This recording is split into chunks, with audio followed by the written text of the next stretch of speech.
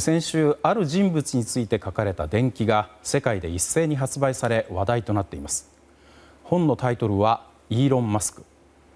この本を書いたのは相対性理論を発表したアインシュタインやアップルの創業者スティーブ・ジョブズなど名だたる天才の伝記を手掛けてきたウォルター・アイザックという作家です。電気自動車や宇宙開発で世界に大きな変革を起こし、ウクライナの戦況をも大きく左右した一人の男。世界はこの桁外れの革命児にどう向き合うべきなのでしょうか。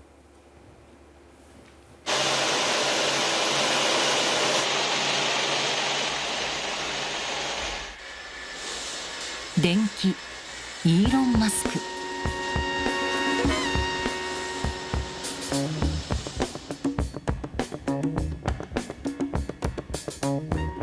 こちらニューヨークの書店なんですが、入り口を入って、このように一番目立つところにマスク氏の本が並べられています。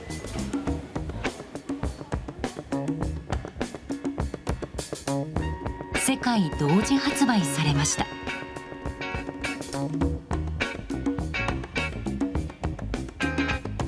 Les progrès techniques qu'on peut espérer ou plutôt craindre, en l'occurrence, dans les années qui viennent. Sans employer de grands mots, on a l'impression qu'une partie du sort du monde est entre les mains de ce gars-là, quoi.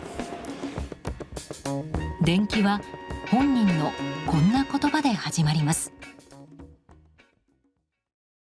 一言を申し上げたい。私は電気自動車を一新した。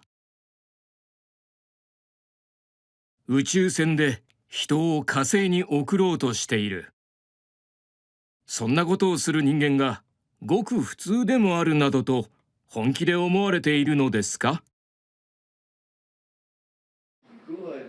執筆したアイザックソンさんです。And I said, I want to be by your side for 2 years. I want to be in every meeting. I want nothing to be off limits. And he surprised me. He said, yeah, okay. Was the 2 years a hard time for you?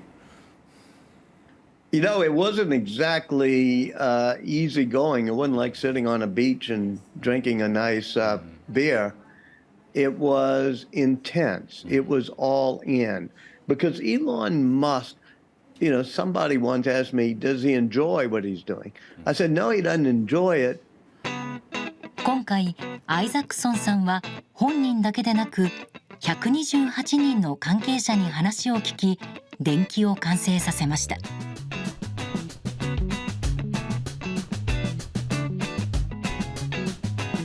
イーロン・マスク氏と破局と復縁を繰り返しているパートナーの証言もあります。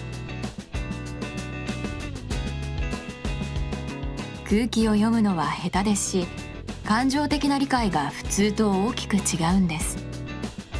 そしてポンポンとものすごい勢いでそれが切り替わるんです。悪魔モードは凄まじい混沌をもたらします。同時に成果ももたらしてくれるんです。悪魔モードはイーロン・マスク氏の深い闇と攻撃的な一面です。多くの人を傷つける一方、リスクを成功に変える原動力でもありました。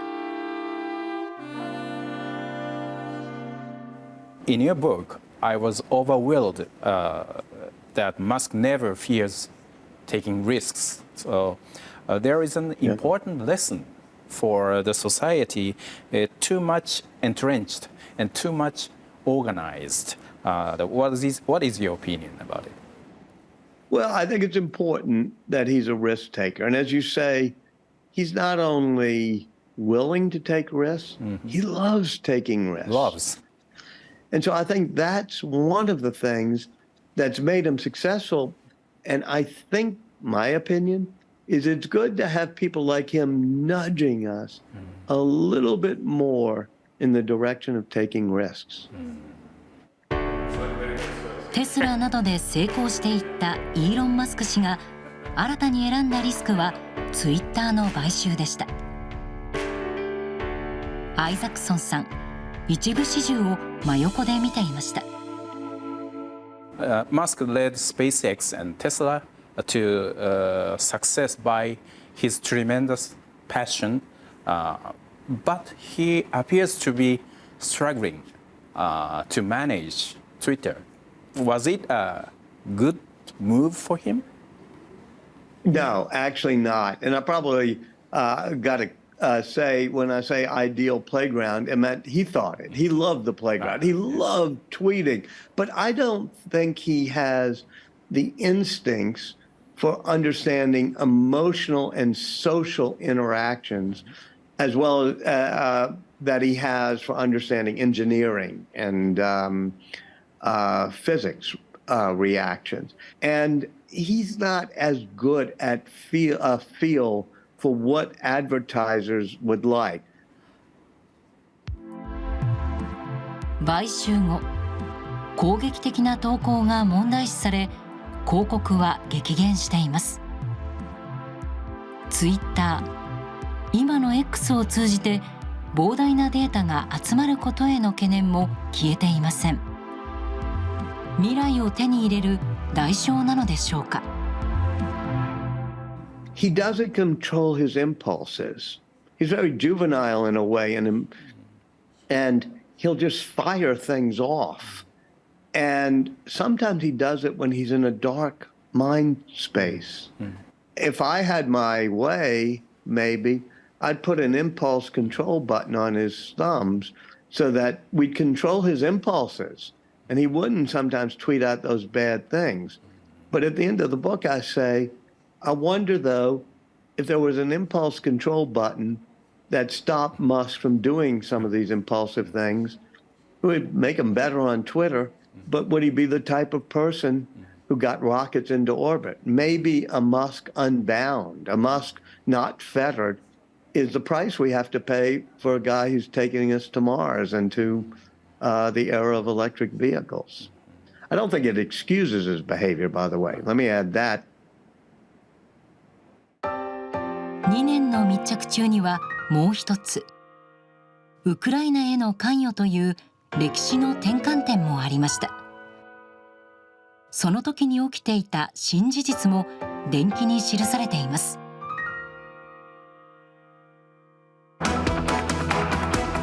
New biography about Elon Musk, penned by Walter Isaacson, reveals new details about the billionaire's connection to Russia's war in Ukraine. According to an excerpt, Musk secretly ordered his engineers to turn off his company's Starlink satellite communications network. 2022年、イーロン・マスク氏はウクライナに深く関わっていきます。地球上のどこにいてもインターネットができるスターリンクは、ロシアによって通信インフラが破壊されたウクライナにとって生命線そのものだったからです。Може відпочивають, а може... Хлопці, як справи? Не заважає зрителям спілкує. Ага, поняв, все добре. And he has a hero complex. And that very first day of the invasion, he's being asked by the Ukrainians, we're going to get crushed because we can't communicate with our troops. The Russians are going to win. You got to help us. And he sends 100, then 200, then 1,000 Starlink dishes for free. He donates them to the Ukrainians and really saves the Ukrainian war effort that first week. しかしある日、重大な決断を迫られることになります。これは大最悪になるかもしれませんというメッセージがマスクから届いた。クリミアのセバストポリに駐留するロシア海軍を奇襲しようと、爆薬を満載した無人潜水艦6隻をスターリンク経由で誘導して送ることをウクライナ軍が考えているというのだ。クリミアへの攻撃は核戦争に突入すると考えていたイーロン・マスク氏。スターリンクがエスカレーションに加担は許容できるものではありませんでした。どうして私がこの戦争に関わらなきゃいけないんでしょう。夜遅く私との電話でマスクはこう愚痴った。スターリンクは戦争用じゃありません。みんながネットフリックスを見てくつろいだり、学校の課題をオンラインでこなしたり、平和ないいことを何かするためのもので、無人機で攻撃するためのものじゃないんです。スターリンクの接続は切られ、ウクライナ軍の奇襲作戦は失敗に終わります。It meant that he had the power that night to make it so that that sneak attack failed, as it did, or succeeded. And that's too much power, in my mind, for one person to have. My opinions also were that, thank goodness, one person has created a communication system, Starlink, Elon Musk, and he was doing it not just for the Ukrainian military, but for its hospitals, for its news services, for its schools and education. So I was very surprised that no other company and no other country was able to create a communication system that the Russians couldn't shut down.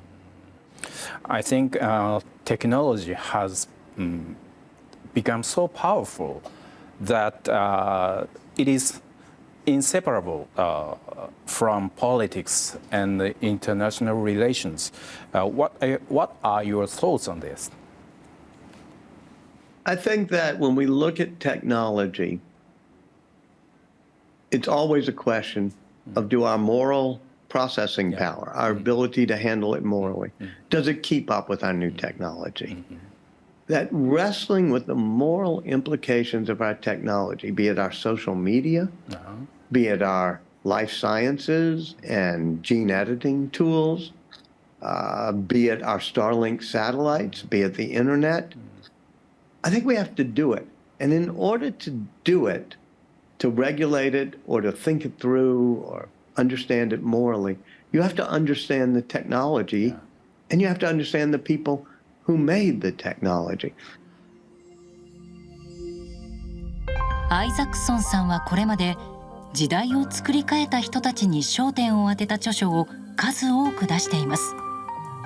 ダ・ヴィンチ、アインシュタイン、ジョブズ。彼らに共通するのは何なのでしょうか。You sometimes say that people who can believe that he can change the world can really change the world. Could you tell me about your belief? Here's to the crazy ones, the misfits, the rebels, the round pegs in the square hole. And I'll stop right there and say, who does that describe? Well, it describes a young gay Leonardo coming out of Vinci. It describes Einstein being Jewish and growing up in Germany.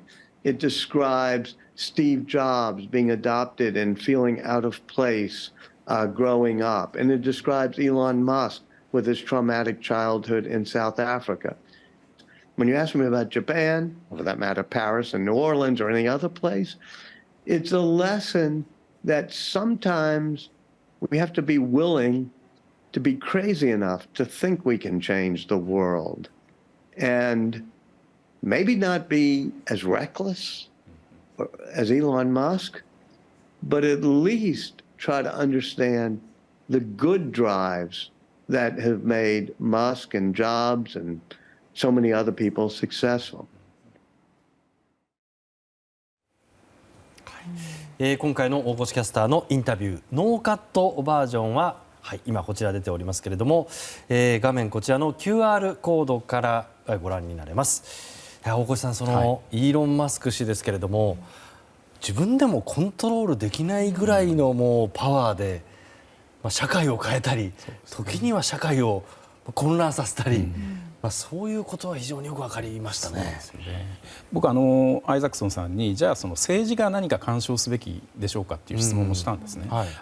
一定のもちろんその自由に発想するっていうことに対してのある程度のハンドルは必要だけれども、アイザックソンさんはやっぱりそのマスクとかあるいはそのスティーブ・ジョブズといった人たちを取材をする中で、やっぱりその科学技術を研究する方をやっぱりせき止めることはやっぱりあんまりあってはならないんではないかという考え方をしていましたよね。で本当このそのイーロン・マスクという人、このいわゆるその協調性とは今もあったように、まさに無縁の人物ということなんですけれども、逆に言えばそういったことによる衝突ものともしない、発想力であるとか行動力とかそういうものを持っている人物なんだなということを実感をしました。本人はもう心の底から自分のやってること正しいって信じてるわけですもんね。正義のヒーローだというふうに彼は信じているというふうに話していましたよね。でも考えてみるとそういう天才というのは私たち日本にもいるかもしれないですよね。そうですね。だけどもそういう人に対して我々ひょっとすると変わってるとか、空気を読まないとかという言葉で抑えつけているかも。そうなんです。同調圧力でね、もしそうした人を才能を押し殺しているとすれば、それは実は未来に対する非常に罪深いことであって、私たち社会そうなっていないのかなということを考えさせられた、そんなインタビューでもありました。テレビ朝日夜のニュース番組をスマホでも TVer で生配信しています。